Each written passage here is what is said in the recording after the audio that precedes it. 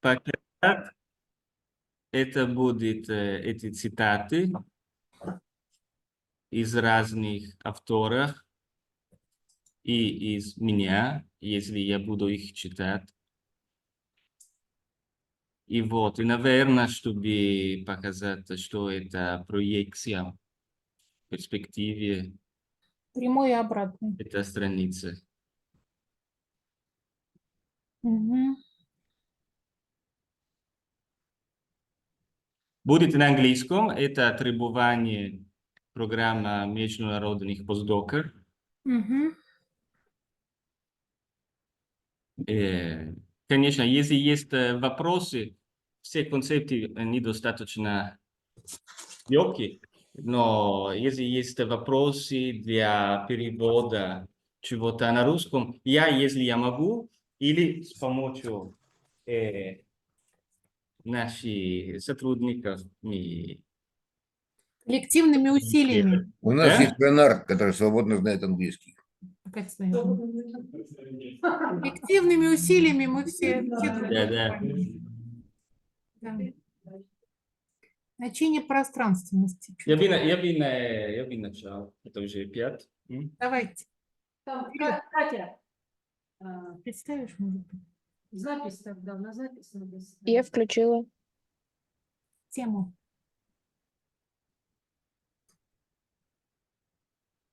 Так, дорогие коллеги, сегодня у нас научный семинар, на котором с докладом «Размышления об иконе» выступит научный сотрудник Джованни Пирари. Я передаю ему слово. So, dear colleagues, so this presentation is about my project for the International Postdoc Program of the Higher School of Economics. The title of my project is Thinking the Icon. So, first, 2 remarks. I'm not an art historian, and this work is not about art history. It is an attempt of developing a philosophical consideration around the icon as a symbol, and about the meaning of space and representation of space for a philosophical investigation. The title, Thinking the Icon, it is a hidden quote of a famous book by Werner Bayer-Waltes, Denken des einen. So, why? Because it is not an essay about an icon as an artwork. It is an hermeneutic essay about what icon and its parallel in the Western art can reveal to a philosophical investigation. We could say, and I will try to explain it later, it is an investigation about the historical a priori of the naturalistic representation of space. This historical a priori, it is not my conceptual invention. It is taken from the archaeology of knowing of Michel Foucault. So what I will present today, it is but the first of the 2 presentations I am expected to do for our program, and it will be a general presentation of the developing of my research, which is thought as a series of papers which eventually could become a book later. So today I won't talk about an appendix, so the last part with the parallels in the Western culture of the same critic which Pavel Florensky did. And we will focus about the concept of space, about the meaning of space generally for philosophical investigation, for our intent, and in the philosophy of Pavel Florensky, about his concept and a more general concept of symbol and of symbolism, about naturalism, and that which is my main intention, which is to investigate the relation between naturalism in painting, in perspective, for example, and nihilism. So with now I'm jumping, but we will go a bit slower then, because if I have to indicate a question of a thesis of my research, is if it is possible to redefine the question of nihilism, well, this here, not as a development at the level of abstract discursive reason, but at the level of aesthetic perception, as a loss of the capacity to perceive symbolically nature, space, and the objects of experience. The idea for this attempt of a redefinition, I got it from Pavel Florensky, from the text Обратная перспектива, where he speaks, after some considerations, a concrete, very analytical consideration of a nihilism of the Renaissance. But there he drops the speech, even if he gives many elements for goes in that direction. And the very interesting is that in a work of that same period of time, so the 20s of the last century, also a German Kantian art historian, Panofsky, in his Perspektive als symbolische Form, comes to the same results of Florensky, which I will describe in a short. So this, I could say, is the main intent of my research, a kind of redefinition of nihilism as a realization of, now I allowed myself to be a bit creative, of realization of Plato's paranoid prophecy in the Republic.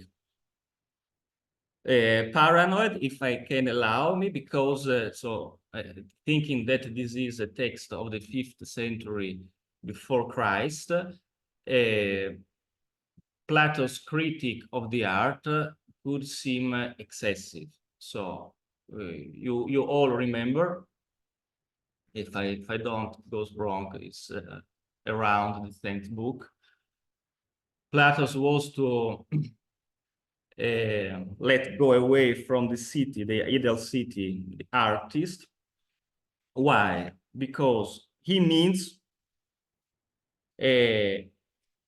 art as a techne which reproduce the exterior image of the empirical reality.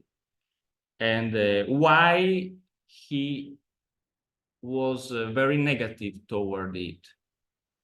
Because if we get used to observe nature in its empirical appearance, then he saw the danger of a gradually loss of the capacity of going from the empirical experience to the intelligible reality.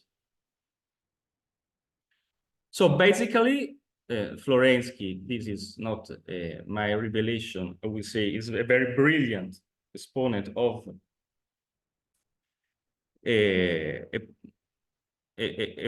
Platonist Christian philosophizing. Florensky, in his text Обратная перспектива, he sees realized this Plato paranoid, which at the end, so it is a kind of prophecy. So basically, through to a practice of the naturalism, Florensky sees realized this danger of having lost the capacity of contemplating the nature symbolically,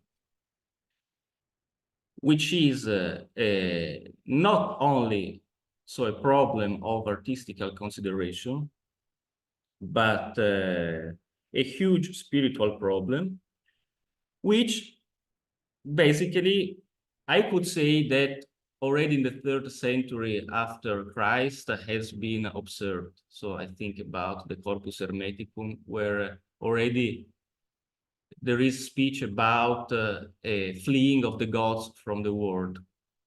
And also the time of the Renaissance, a personality like Giordano Bruno came to the same conclusion, but as a contemporary, to which will come some centuries later, Pavel Florensky. But for example, very interesting.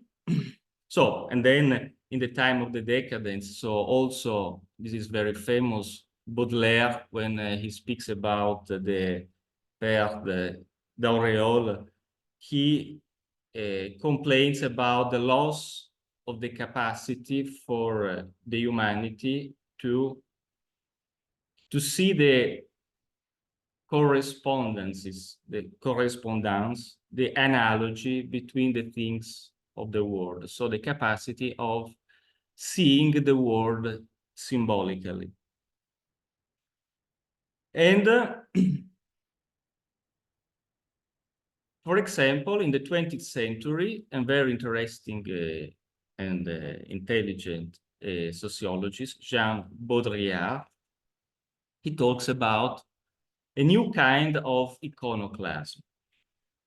So not the iconoclasm where at the time where the Eastern Christians were still considering if it was legitimate to represent the image of Jesus Christ and of Mary. Then they decided to destroy every representation and the icons because they felt the power of this representation. The new iconoclasm, of which, for example, Jean Baudrillard talks, it is the situation in which we find ourselves now, since that what Walter Benjamin called the time of the technical reproducibility of the art. So we are somehow immersed in a proliferation of images, which has as consequence that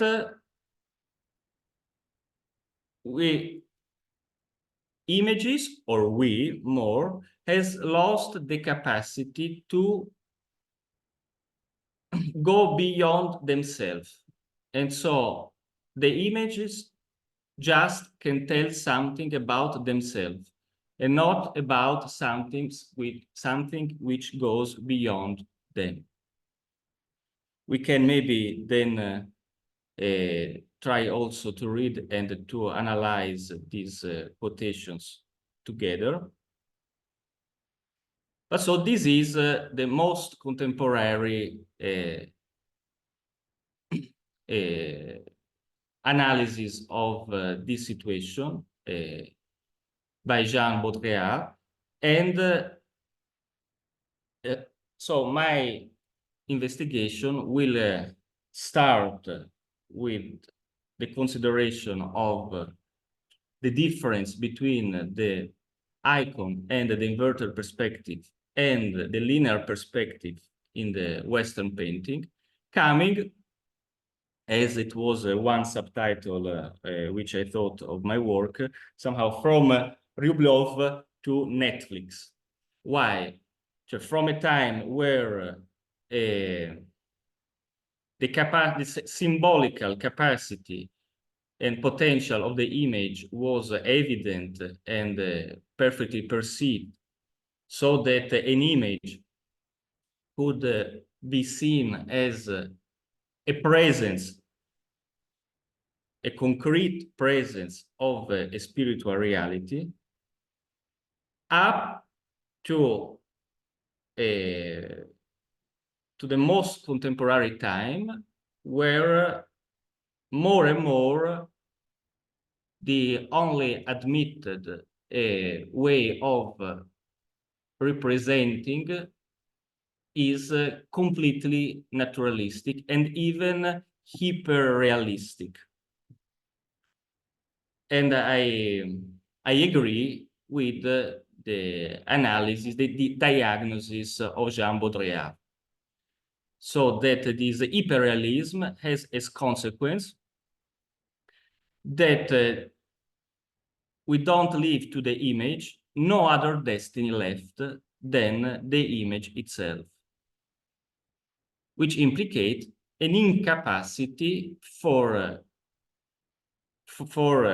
then the contemplator of thinking metaphysically, and or said with other words, the oblivion of being, of which Heidegger also talked.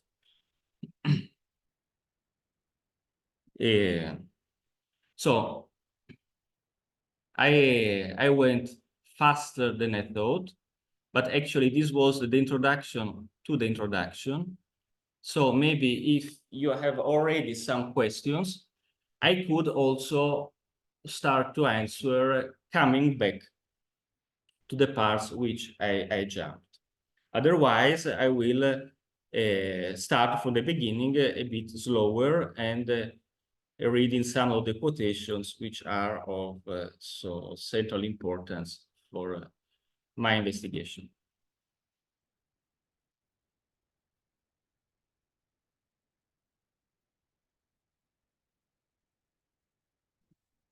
No. Это были ведение к ведению. Так, если есть вопросы, уже, наверное, мне помогают. Извините, я буду сейчас немного более аналитически. Да? Нет вопросов. Так, this is the conceptually, this is the beginning. Once again, Florensky, but not only because he speaks about icons. This is for me the most powerful,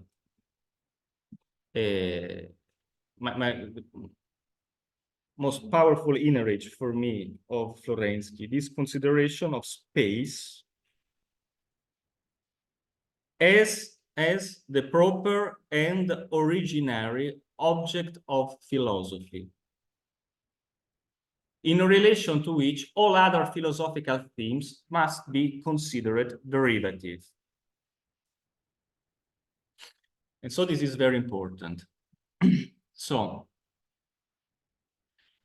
that the same logos somehow, now I use other terms, the same logos which can be expressed by words in the abstract discourse, the same logical structure, and so the same thoughts, they can be expressed in images in art.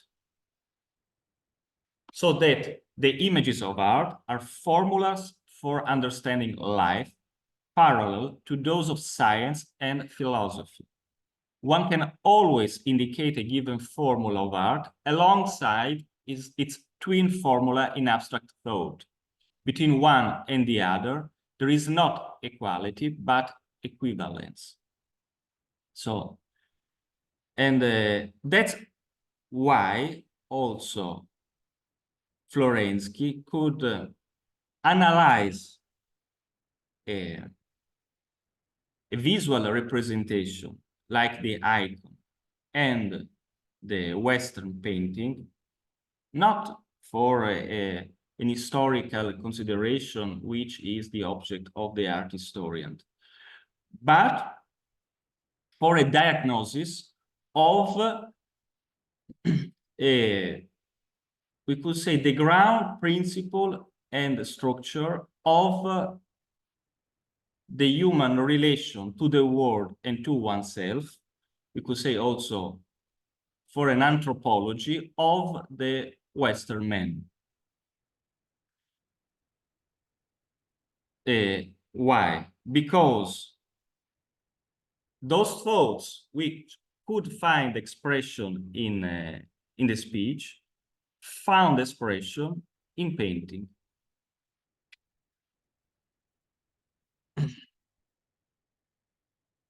This is a thought which actually has a very long story. This is also, I could say, a Platonist inheritance. Why? Because already Plato and Plotin explained how the intelligible world can find expression in images. And already the necessity of speaking about spiritual experiences or spiritual intelligible realities with images had been also expressed, for example, by Pseudo Dionysius the Areopagita.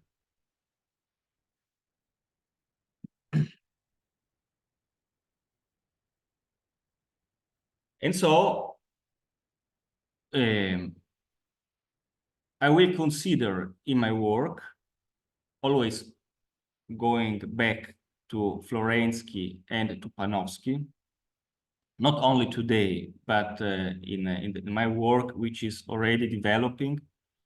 For example, in one paper which will be published in the Philosophiczeskie Pisma, the journal of the laboratory in June, and hopefully also in the next paper in September, and so on. So the research is giving the fruits. Our work, my work on the images will aim first at three aims. First, generally, to understand and bring to abstract clarity and definition how we can read an image for give a diagnosis, let's say, of a thought hidden in its structure. Second,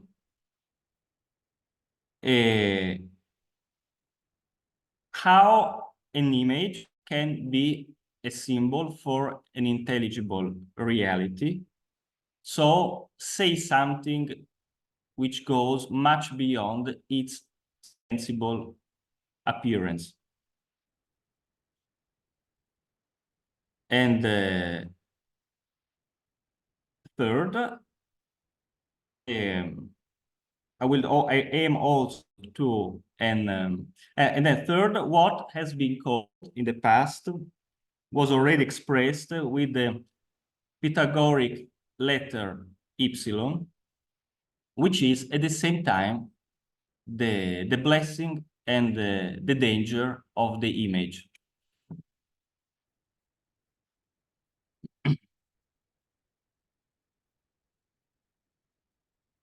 Now,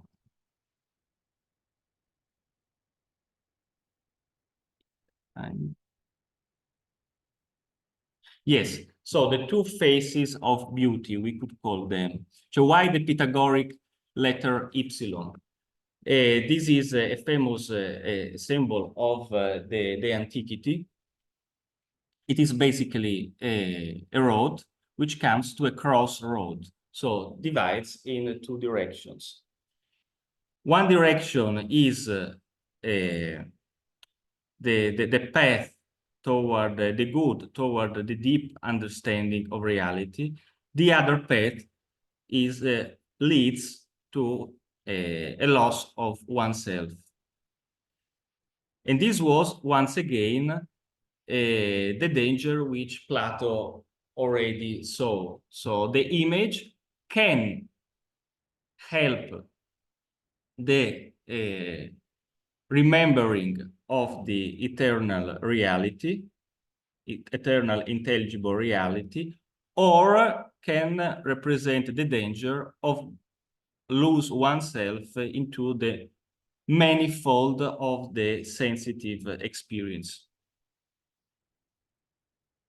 So on the one hand, symbol and truth, the path toward the eidos, and therefore an agreement, an homoiosis even with the logos, and on the other, simulacrum and fiction, a dangerous distancing from truth and the good.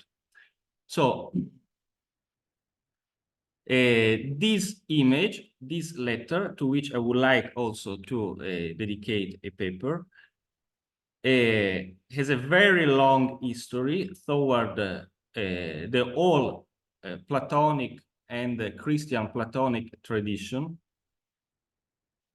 And through it, it comes also to Florensky, which in his Обратная перспектива exactly interpretate these two ways of representing reality like a kind of choice, a crossroad between these two possibilities. And very interesting is also how Florensky works with the concept of reality. So in one sense, it is an intelligible reality. So as he begins in Обратная перспектива, what is surprising in for somebody who sees for the first time the icons of the Russian Middle Age, let's say 14th, 15th century, it is how they don't respect criteria of a realistic representation to which we are used. So that means that they don't represent reality. Well, Florensky will answer not. They represent reality, but a different reality. So a reality, we could say, understood in a Platonic sense, different from the sensible reality.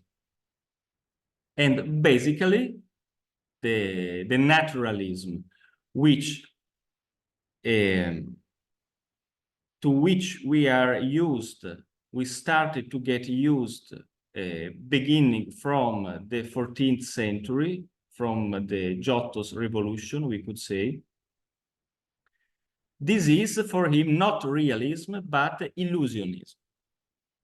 So basically it is, but this we will see maybe in the next presentation when I will analyze the perspective more deeply, where we will demonstrate how indeed very far from being a realistic way of representation close to empirical experience, linear perspective, it is a mathematical, geometrical, artificial construction which aims to give the illusion of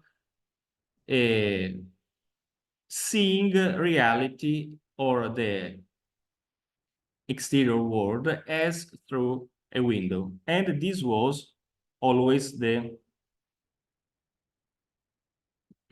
meaning of the perspective. So, because then maybe we can just open if there are questions, otherwise now I focus on this Latin etymology of the word perspective, which comes from the Latin perspicere, that means to see through, to look through. And even at the time of the developer of the perspective, so Giotto, Leon Battista Alberti, who has been the first theoretician of perspective, for them already it was clear that perspective was not a mean of representative, like scientifically experienced reality, but a way for creating the illusion of seeing somehow through the surface of the painting. At the same time, denying that surface as such.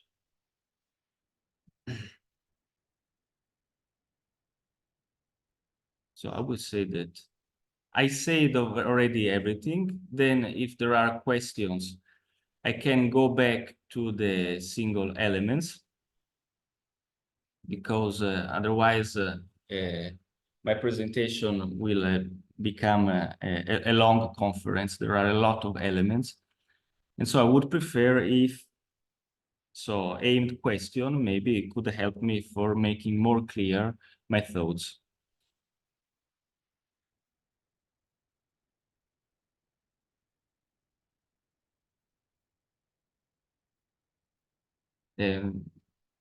Как это можно перебить?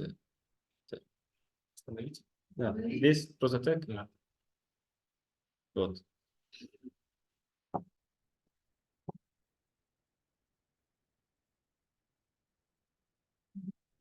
А можно сказать? Конечно.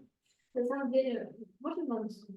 Да. Ну, или лучше на английском? Ну, как вы почитайте, если я что-то не понимаю, я спрошу. Да, ну, большое спасибо вам за это введение и предвведение. Мне было очень интересно. Я сама занимаюсь философией искусства. Правда, тоже символизмом, но вот не дворянским, а Вячеславом Ивановым. Поэтому мне было интересно очень вас слушать. Я надеюсь, что вы еще больше расскажете, предвкушаю. Но на самом деле мне бы хотелось, чтобы вы повторили ваши цели, потому что вот, они не все, может быть, ясными, показались неясными. Вот, насколько я поняла, у вас есть 3 цели, да, которые вы преследуете, на которые вы хотите ответить в своих работах в перспективе. Первая цель – это как нам читать изображение, да, как нам его понимать. Правильно ли я понимаю это? Говорите, потом я вам скажу. Да, и вот еще 2 я не совсем уловила их смысл. Вот я попросила бы вас это повторить. Вот, и еще подробнее остановиться на этом концепте нигилизма, который вы очень интересно развернули. Вот. Но пока что я остановлюсь.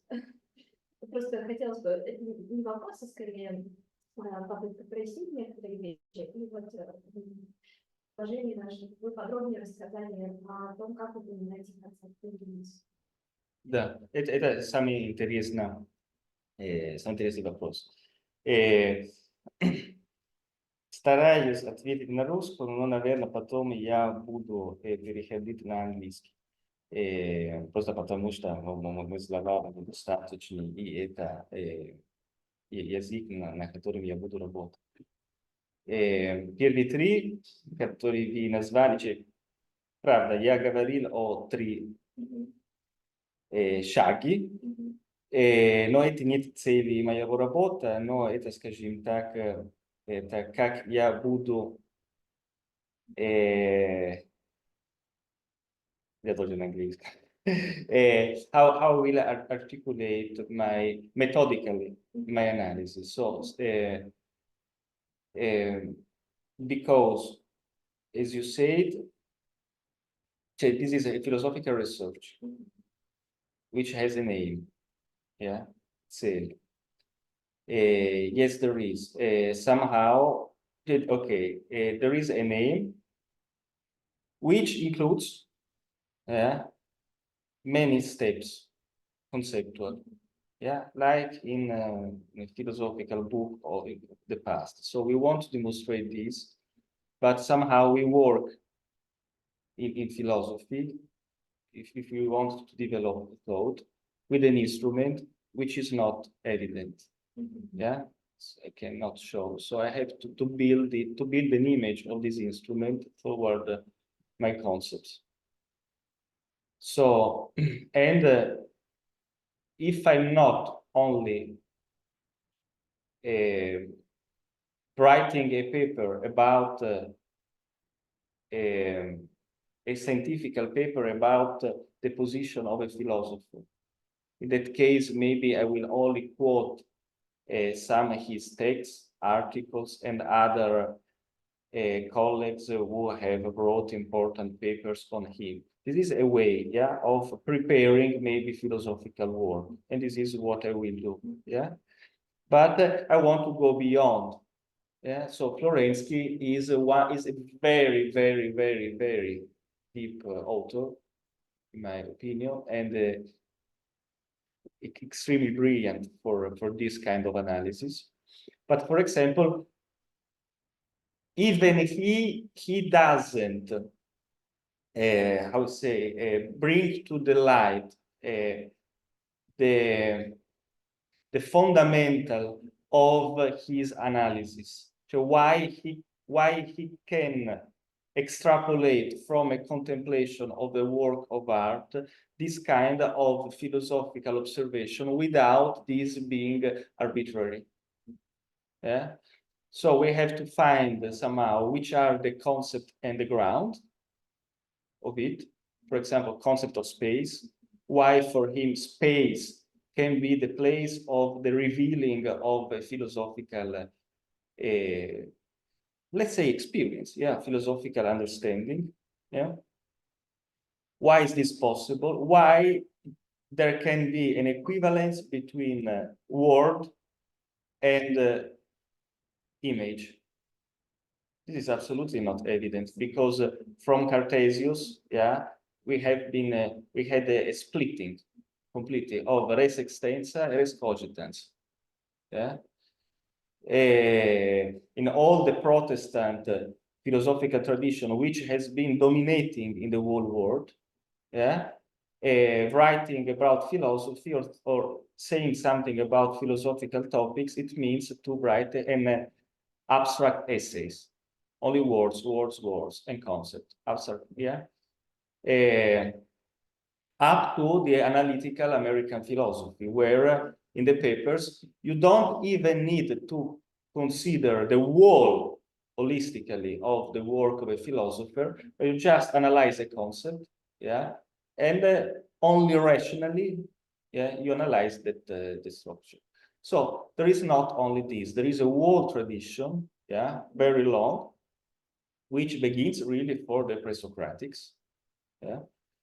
And in the article which will appear, I open with, for example, Anaxagoras, yeah, which he very clearly says that the things we see, yeah, are only images of what we cannot see. Yeah, this is how begins philosophy, basically. If you go to the ancient Greeks, yeah. I didn't answer your first questions. I was just saying that those three are just instruments. Yeah. So why space? Why it's possible an equivalence between word and representation in images? So the old tradition of the logos, Platonic tradition of the logos through the Renaissance up to Florensky, which probably he got it from the father of the church, but he doesn't develop them probably because he was not only an engineer, he was also an Orthodox priest. So some things are for him evident. Yeah. Not last of all, the fact that he believes in the embodied truth. The truth is embodied. An arcane and logos, but this logos then became image of God. A symbolical image. For Florensky, symbol is very important, but only also on the basis of a belief. Yeah. So he doesn't analyze or express conceptually why it is possible that a same logos can be expressed through words or through images, which is then fundamental for allowing myself to agree or disagree with him about the possibility of saying something about the spiritual, cultural destiny of an entire civilization only observing their pieces of art. And this is what he does, basically. But why it is possible? And therefore, I will use a concept which is very, I like it very much, the historical a priori of Michel Foucault. The only book I have ever published, it is about Foucault and about his concept parallel to that of Nietzsche, of genealogy and archaeology of knowing. And this is somehow with something similar, without expressing it, works Florensky. When showing, and this maybe I can, then I will open how it is made the structure of a linear perspective. So he, and then I adore him for that. He's a great literate. So he writes in a very captivating way. So he speaks about, he says very simply, there are two ways of relating to the world. So the Pythagorean letter epsilon, yeah?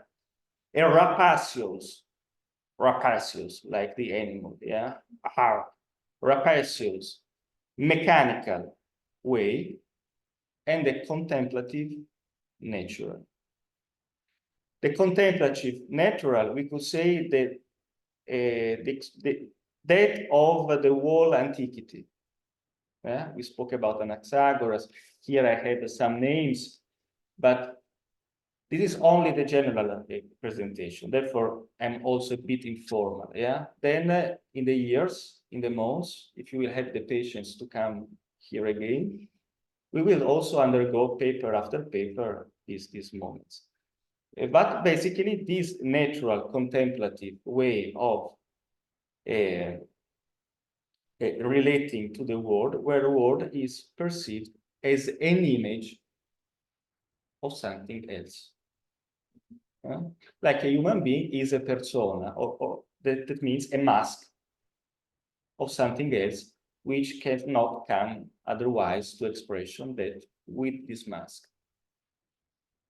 And therefore, in all the antique world, the respect for the persona, yeah, because it is not only a biodegradable somehow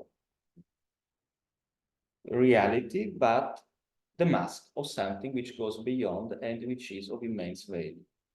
And this is the natural contemplative.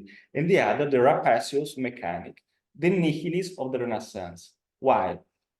So I'm coming to your question. Yeah.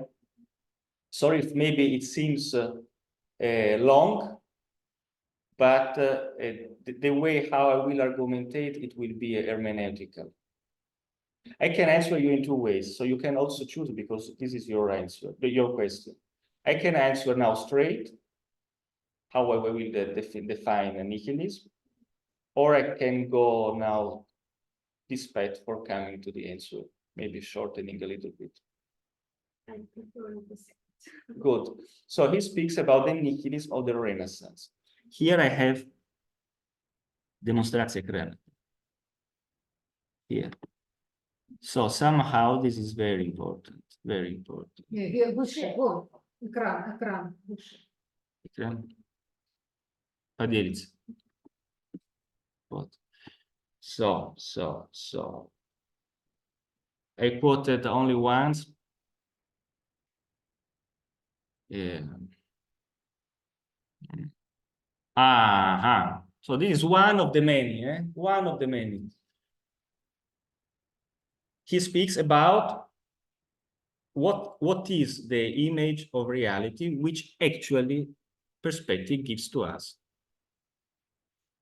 In a perspective representation, then I can open then that file and we can show it. Everything visible and intelligible becomes only pure material to fill a general ordering scheme applied to it from outside. And then, consequently, all the forms of nature are only apparent forms, superimposed by the scheme of scientific thought on an impersonal and indifferentiated material. That is to say, they are become like graphic scheme of reality and nothing else. So perspective, there is this reduction of a living all to a scheme, which basically becomes controlled by a subject for using it for his intention. So therefore, it is not a case that perspective was developed at the time where also began what, for example, Heidegger and others call the technical era, the age of technical domination of the world. And also we can see now Panofsky, so very serious art historian from the school of Abi Warburg, so the school where they learned to compare art with philosophy for finding a philosophical meaning in the ways of representing. And he also comes to the same, I spring and then I come back, to the same consequences. This is now Panofsky, Erwin Panofsky, Jewish German art historian. Then he moved to the States after the Nazist persecution. In his text, more or less the same time of Florensky, Abbraccio una prospettiva. So why? Florensky, he was reading all what he could find from the West, especially from the neo-Kantism, to which he refers in his text. And from the neo-Kantism, basically, what is the origin? Abi Warburg, this very weird Jewish son of a family of bankiers. He was an art historian. He didn't write that much, but especially he collected books from all over the world, and he founded this library, first in Hamburg, which now moved to London, and now is the Warburg Institute.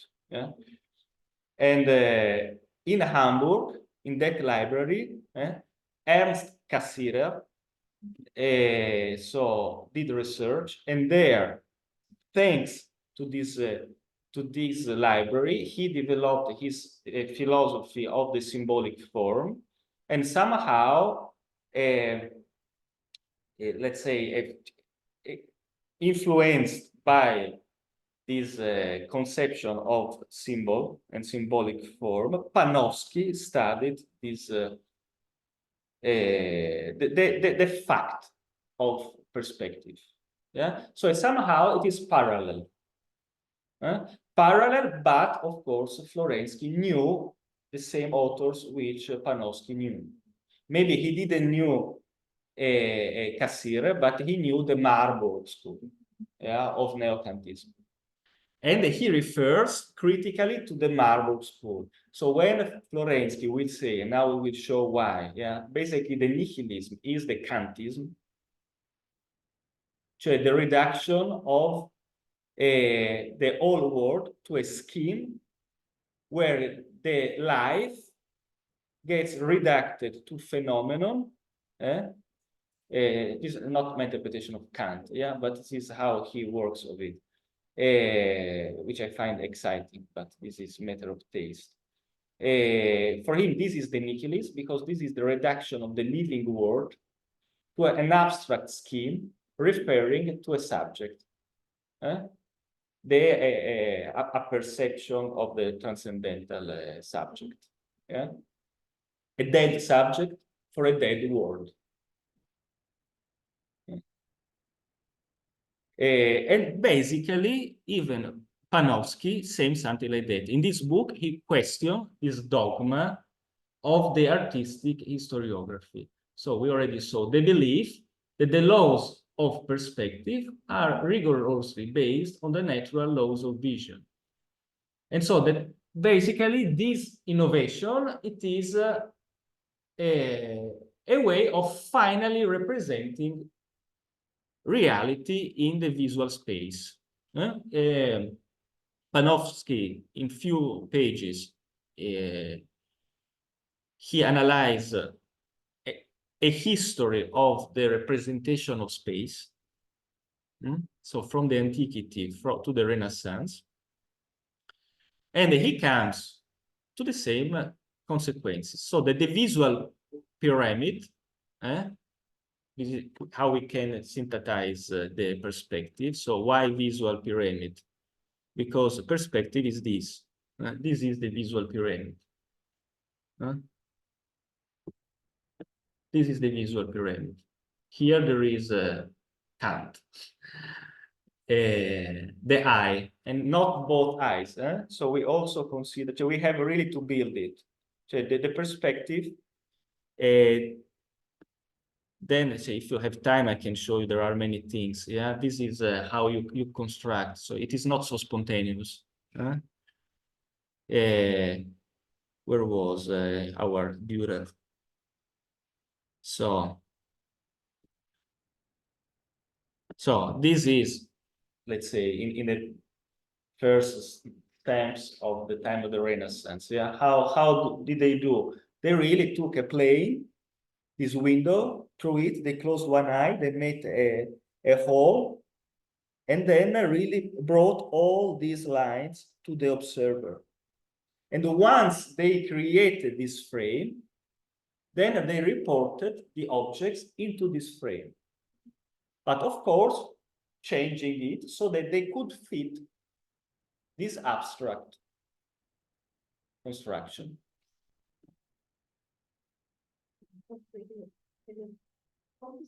It's a composition, yes. This, like that. This is the right eye. And this is all the projection. You have really to create it like that. So now happened a lot of things, yeah, thanks to Russia. You don't know, or maybe you know, but there is a history of all these exchanges. So therefore, this project came to this laboratory, yeah, because there was an exhibition in Moscow. So before, the Russians also ignored it, yeah, reform of Piotr, everything from the West is the best, and so on, yeah, and then even there was a metropolitan who was asking to paint the icon in the naturalist Western way.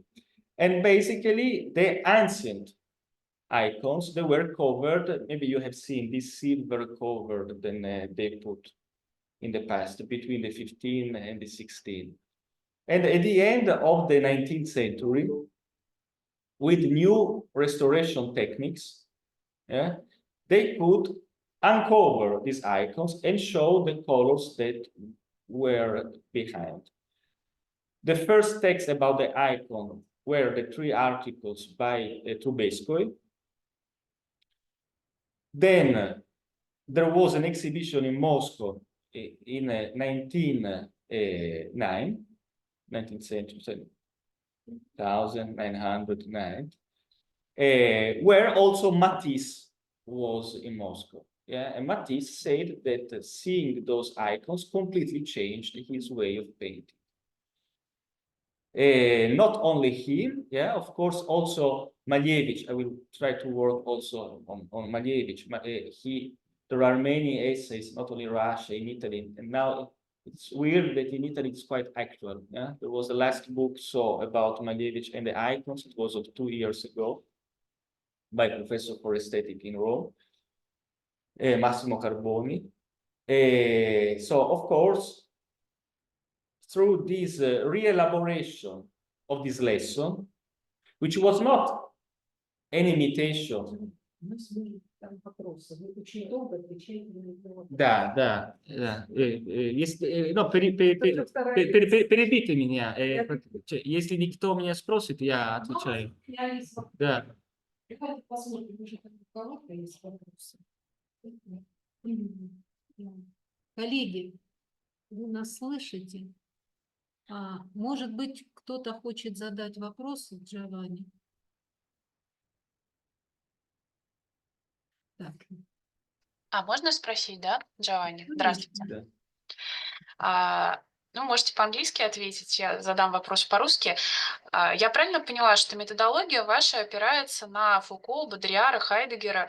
Можете пояснить, пожалуйста, почему вы выбрали именно такую методологию для своего доклада? Просто для меня Флоренский это где-то в одном месте, а постмодернисты в другом. Просто интересно, я не совсем поняла. Да. Ну, сейчас я привык на английском говорить, я могу, да? Да, вы можете говорить на английском, без проблем. Yes, so my methodology is not based on Heidegger or especially on Foucault. Of Foucault, I will use a concept, the historical a priori. So not a transcendental a priori, but an historical a priori. An example, this construction, which you see here in the background, yeah, it is seen from Foucault, and not only from Foucault, also from Panofsky, therefore I was speaking about Panofsky, as a symbolic image of the anthropocentrism.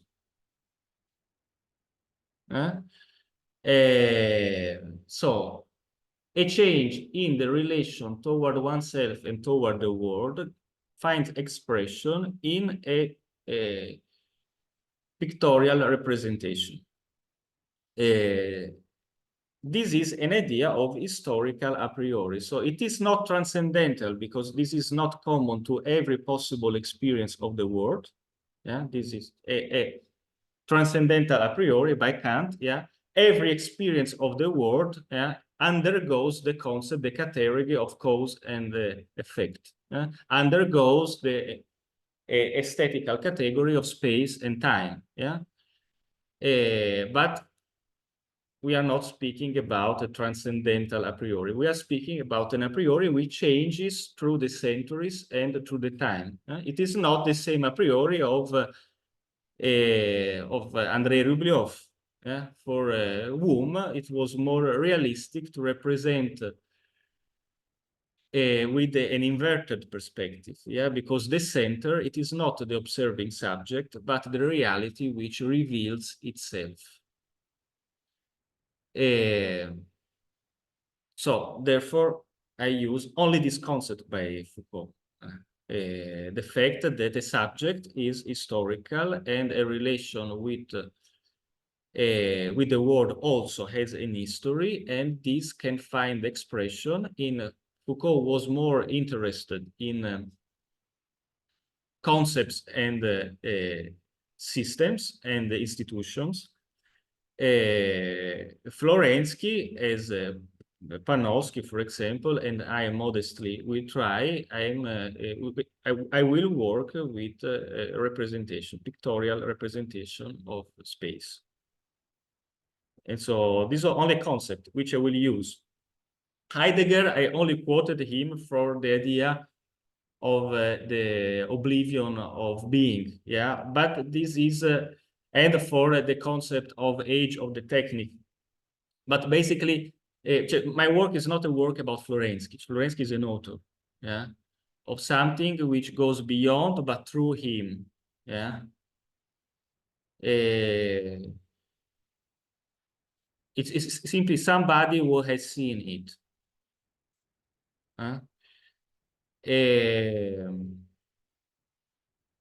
Heidegger also, because it is somehow they are speaking about the same. In what sense? That naturalism, but then I would see more Baudrillard in relation, of whom I will speak in relation to Heidegger. So Baudrillard, of course, after Heidegger knows Heidegger, and he sees this problem in the object, so in the image. So an image which doesn't talk, which is not, that is not able anymore to talk about the being, so symbolically beyond itself, but can only, the ends can only talk about itself. Not the shoes of Van Gogh cannot anymore talk about an entire human world, yeah, of the pace and so on, cannot reveal anymore an entire human experience, but only itself.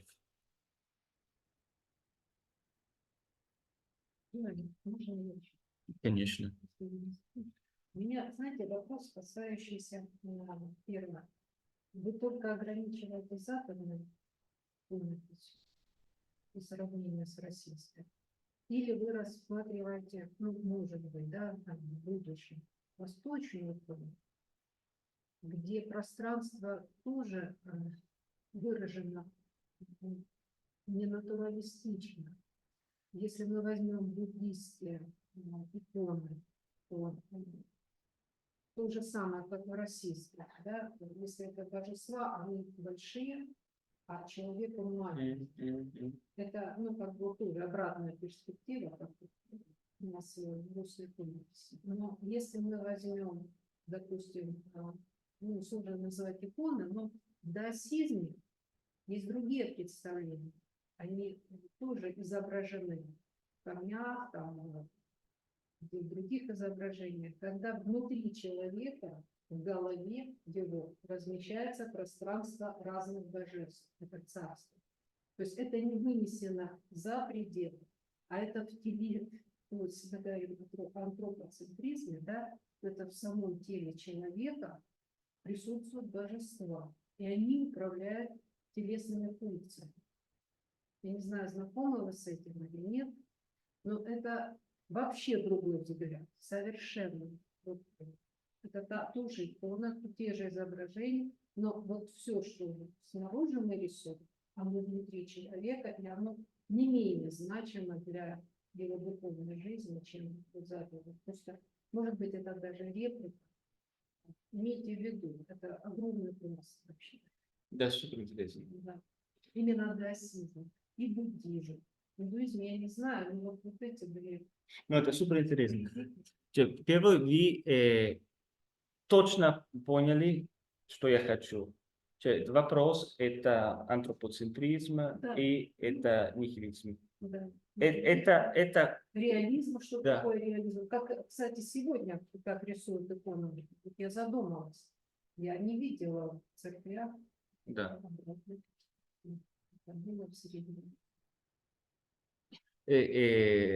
Ну, я буду тоже стараться работать о Тарковске, потому что потом, если кто читает «Впечатленное время», это его текст, ну, он, ну, это тоже слово на английском, я начал сейчас думать на английском. Then this is only the first part. Yeah?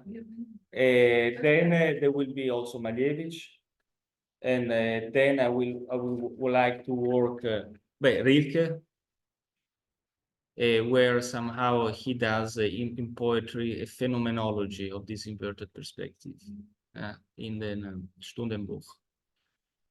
And then I would like to work on Tarkovsky. Tarkovsky, consciously, he talks in his book, Peccatroni Bremia, about Florensky and the questions of space and time, and the illusion of the naturalism, or illusion of realism in Western naturalism. Only one thing I was not clear, evidently, is I will not work about Western icon, or about Western painting. So I will work, maybe if I publish something, then I will put some paintings, which I will choose, but they are only example for coming to these themes which are more interesting for me.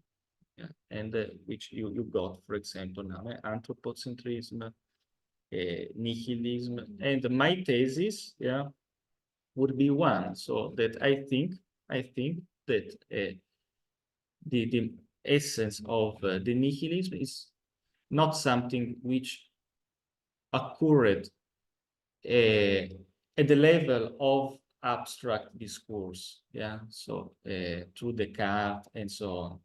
I think that really it is more a loss of the capacity of seeing symbolically the world. So meeting the world with the thaumazein, of which, for example, Aristotle spoke, and in front of this wonder, be recalled to something which has to be at the same time beyond, but present in it as its expression, mysterious expression, or which mysteriously find a self-presentation in it. And this is the symbolical relation to the world, to the image, and which somehow is something which we lost. I say we, maybe me, but I think it is an anthropologically trait, which, as Baudrillard says, why I quote him, not because he's an authority, but I think he catched, because we are more and more and more exposed to a proliferation of images, more and more realistic, Instagram now, and Netflix. Why Netflix? Not because it is from the West, but Netflix, it is a huge engine, so which produces at an incredible speed and incredible quantity series and movies, but with a certain characteristic of hyperrealism. Series which are not like, I don't know, Twin Peaks by David Lynch, which is a box inside the box of psychological, psychical, and mysterious so relation and quotation. And so you enter in a world where what you are watching is telling about somebody else. So it is not so much something against the West or the East, because it's full of a last example, So why I think also a way of redefining interests me to redefine nihilism. Also because maybe this is my personal experience. I also come from theater and from critic of theater is one of the things I've done in my life. And for example, already in Antonin Artaud, who wrote Le Théâtre et son double, a fabulous text, also in the same time, he speaks of this, well, it seems same style as Florensky, so he speaks about this Latin perversion of, this European Latin perversion, of reducing everything to psychology and to realism. And he says, for him, the shock it was to see a Polynesian theater, yeah, where it was evident that every gesture was not representing that same gesture itself, yeah, but recalling a spiritual, intelligible, spiritual experience or meaning. So a symbol. Да, с удовольствием. Так, давайте еще раз. Есть вопросы, но я потом. Да. Джованни говорит. Так, коллеги. Меня слышно? Да, слышно, Марина Сергеевна. Да. Можно я 2 слова скажу? Да.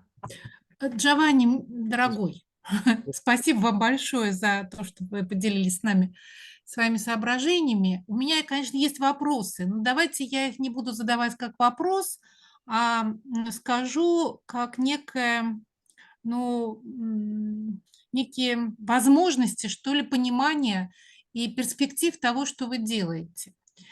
Значит, во-первых, я хочу сказать о том, что это чрезвычайно сложная, но очень интересная, конечно, тема. Если в центр ставить человека, да, вот Да. эту антропоцентричность какую-то.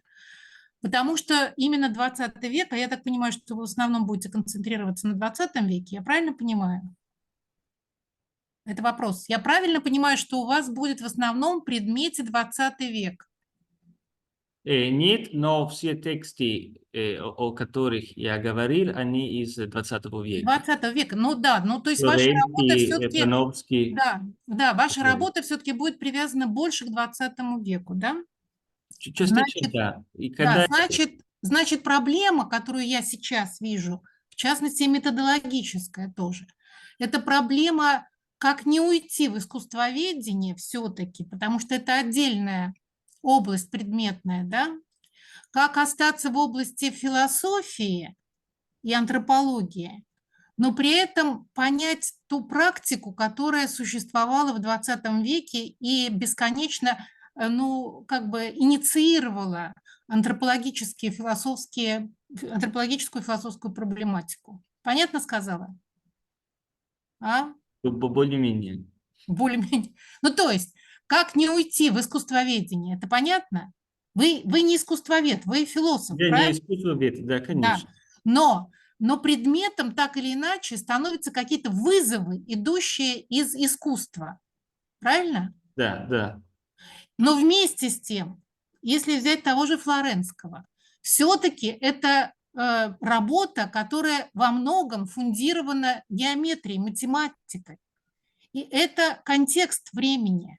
Это тот слом мировоззренческий, который происходит и в искусстве, и в науке, и в естественных науках. И человек в этом смысле, да, может взять на себя такую функцию, но если не спасение, то удержание. Вот почему у вас нигилизм-то появляется? Да? Вроде бы человек должен собрать это все, и вместе с тем он роняет это все. У него из рук эти смыслы уходят. И уходят куда? В символы или в какой-то гиперреализм, ну и так далее. Я сейчас хочу попросить Олю Баженову, Оленька, Ольга Дмитриевна, если вы меня слышите. Да, Ольга Дмитриевна, я хочу вспомнить название книги, которой благодаря вам я тоже познакомилась, и я думаю, она будет очень полезна Джованни. Вот эта вот книга по искусствоведению американских авторов. Она переведена на русский, но Джованни может ее прочитать и по-английски. Да?